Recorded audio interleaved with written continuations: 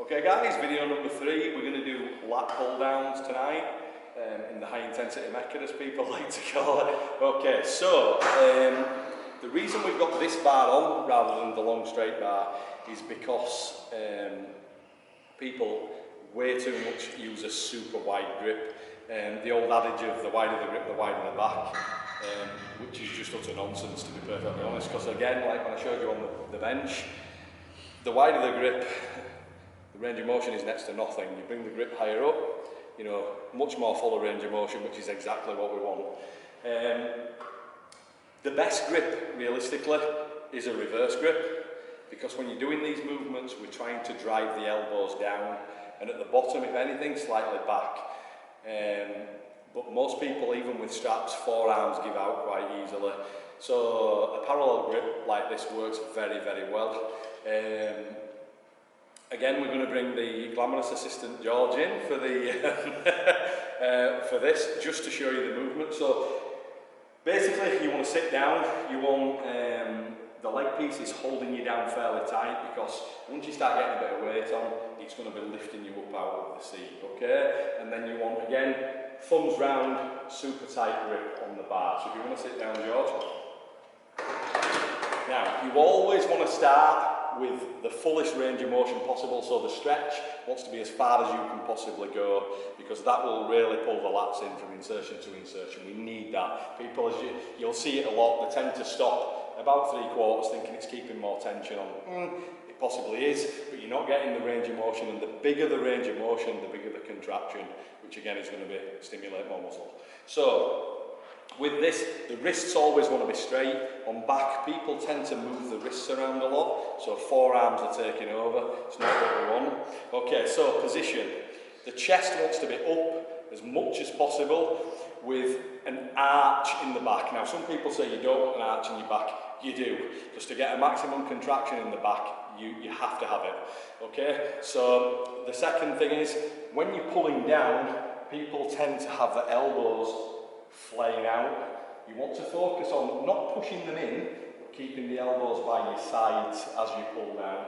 Okay, and then the main focus is we're trying to drive these elbows down into the floor, and if anything, like I say at the bottom, slightly back. Now, some people will say by driving them back, sorry George, you're hanging on one time, you bring in the rear delts in and everything. Well, that's absolutely fine. We're trying to stimulate as much muscle as possible. The rear delt is part of the package, so bring it in a little bit if that's what's required, okay? So we're going to pull down super smooth. So what I want you to do is think of flexing the lower back and the lats first, and then from there, increase the drive through the movement.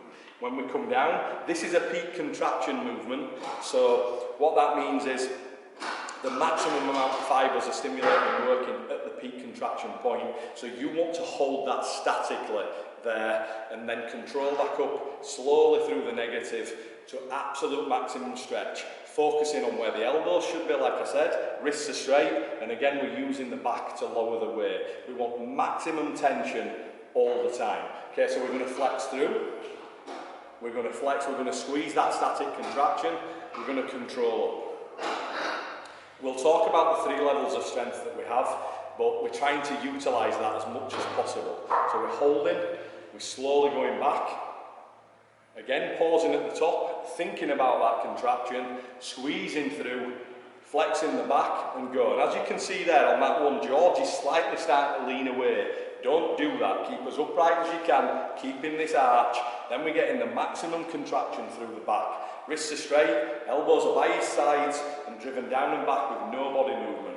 Flexing and then slowly going back to the top. Perfect, George, thank you.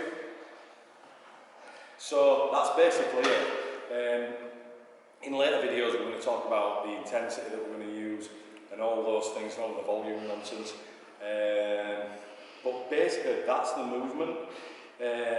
Focus on 1 rep at a time. I can't stress that enough. It's not about getting 10 or 12 reps, it's about each rep being perfect.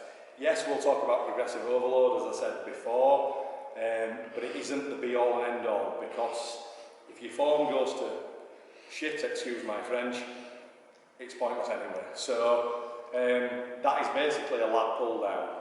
Okay guys, I'm probably giving too much away here, but I'm going to give one of my secrets away for this movement. George has no clue what he's going to be doing either, so please give him benefit of the doubt. So, I'm going to show you a slight variance on this movement that is unbelievably effective. You probably won't be able to go as heavy, but again, it's not about that, it's about the form. But for a lot of people as well that don't feel lat pull downs, they'll definitely feel it in this position. If you have a lower back issue, just be a little bit careful because it does put a little bit more stress on the lower back. So if you want to come in, George. So what you're going to do is you're going to grip it exactly the same, okay? And then I want you to sit on the seat. But now what I want you to do is push your feet behind you as far as you possibly can. So basically you're just hanging on to the seat so your feet are really back. Okay, now if you look at this position, George is in a position now just like you should be for a chin-up. So if you did a chin-up, you wouldn't have your feet in front of you like you do on a lat pull down.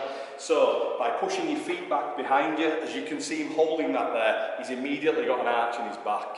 So that is putting him in a perfect position to do this movement. Now again, he hasn't got the pads particularly holding him down, so a little bit lighter weight, so you're not being lifted up as much. But then the movement is exactly the same, so there's no leaning away, the wrists are straight, we're driving the elbows down and back smoothly, he's contracting the back, and then he's slowly going back up to maximum stretch. Elbows by your sides, keep your breathing going, George, drive the elbows down, flex it, control. A little bit smoother on the positive, George, so engage the back first, then increase the drive, keep the body still, hold, slowly going back.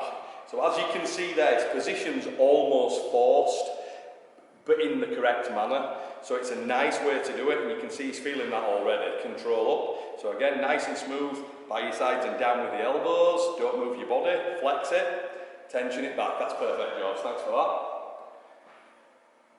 So that's just another way of working the back, and he'll tell you, you can really, really feel that because it forces you in the correct position. Again, just don't go stupid heavy and be throwing yourself back with the weight. The trouble with this movement is you'll see it all the time. Basically, like the bench press, they go wide grip, they're bouncing it off the chest. On this movement, you'll see people dragging the weight and laying back down here. You're more or less turning it into a row. Do a row. This is a pull down, so stay as upright as you possibly can to engage the lats. Like I say, a row is a row, which we'll talk about later. We'll get your correct position for that, but make this a pull down. Don't turn it into something else, which is exactly what you're doing when you're laying back. Again, we're going to do a million exercises. I will show you this with the straight bar and everything so you can get the absolute maximum out of it, but a close grip like that is a bigger range of motion. You're in a very comfortable position there, which is allowing you to pull the elbows down and keeping everything close. So the bigger the range of motion, the much more involvement of the back. And like I say, get the contraction, the static contraction, the 3 levels of strength, positive, negative, static, which we'll talk about at a later date. But the more you can involve that in every rep, everything's working as hard as possible, and that's exactly what you need to be doing. So full contraction, full stretch, and that's pretty much it for this movement, guys.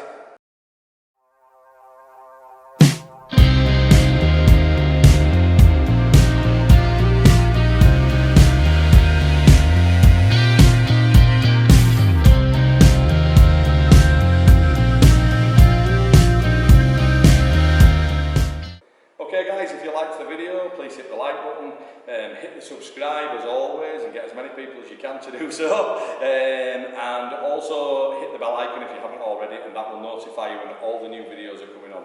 As I said, there's going to be 2 every week. Thank you.